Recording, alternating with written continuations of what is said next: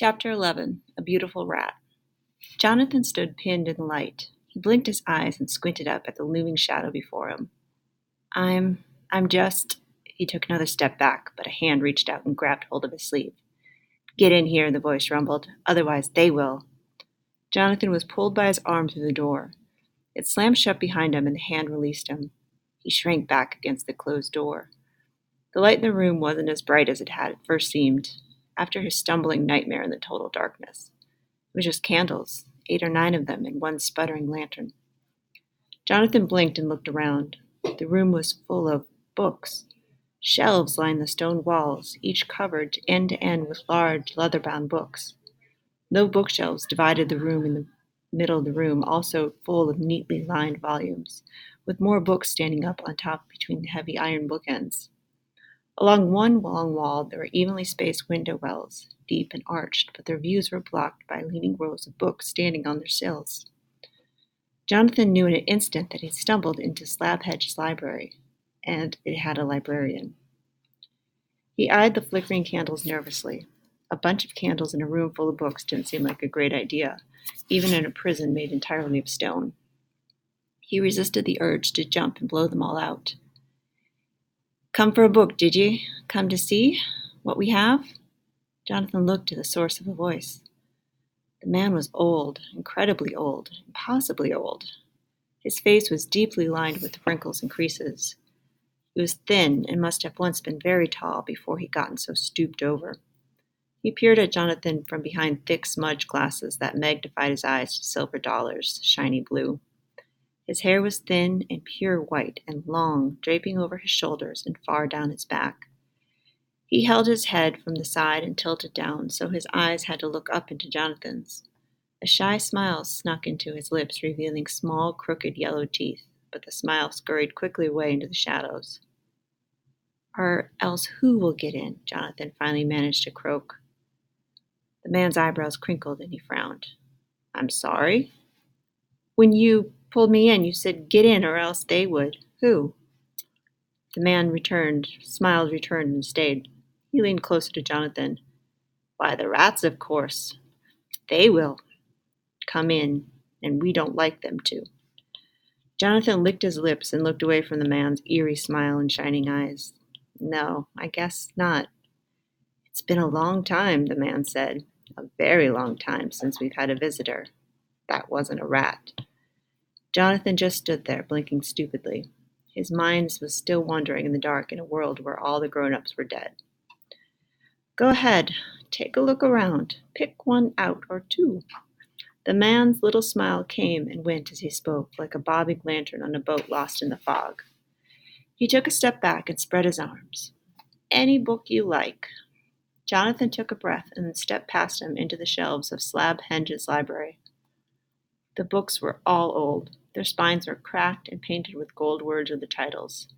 Some of them Jonathan recognized, most he did not. Their pages were yellowed and worn. The smell of leather and ink and old paper mingled and mixed with the candlelight and filled the room. All of the books, despite their age, shone with the well-cared-for light. There were no cobwebs in this forgotten library, no dust on these ancient books. What do ye like to read? The librarian trailed behind him as he scanned the shelves. Adventure, is it? Jonathan Swift? Mysteries, perhaps? Sherlock Holmes? I used to read a lot, Jonathan answered softly, his eyes exploring the titles of books as his fingers slid over their spines. Before? Coming here? Not exactly. Just before. Jonathan's finger stopped on a dark, well-worn spine. The librarian leaned in to see what Jonathan was looking at. He stayed there, his face close to Jonathan's. Ah, Hamlet. A play, that is. By Shakespeare, of course. A good one, dark. A prince, a ghost, a murder in a castle. And poor Ophelia. Hamlet loved her, but he thought it was his fault, her dying. The librarian sighed. To be or not to be. Jonathan pursed his lips and kept walking.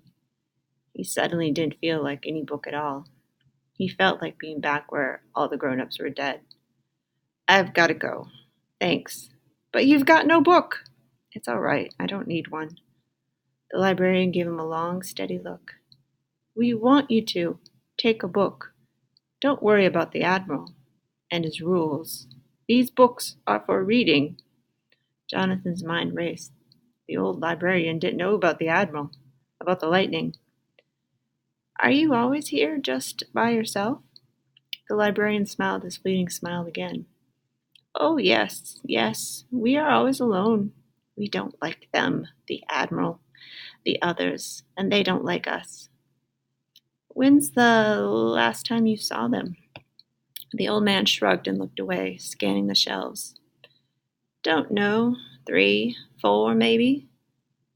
4 days without seeing anyone? The librarian smiled a wide, staying smile. He looked up at Jonathan in a strange, sideways way. "No, no, 4 years. 4 years without seeing anyone, at least." Jonathan's mouth dropped open. "What? How? Don't you get lonely?" The man cracked a dry, coughing laugh. "No, we have our books.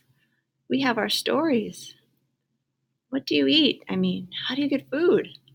We go down in the very dark middle of the night, and we bring back what we need.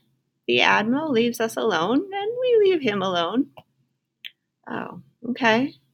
The librarian took the book from the shelf and pressed it into Jonathan's hands.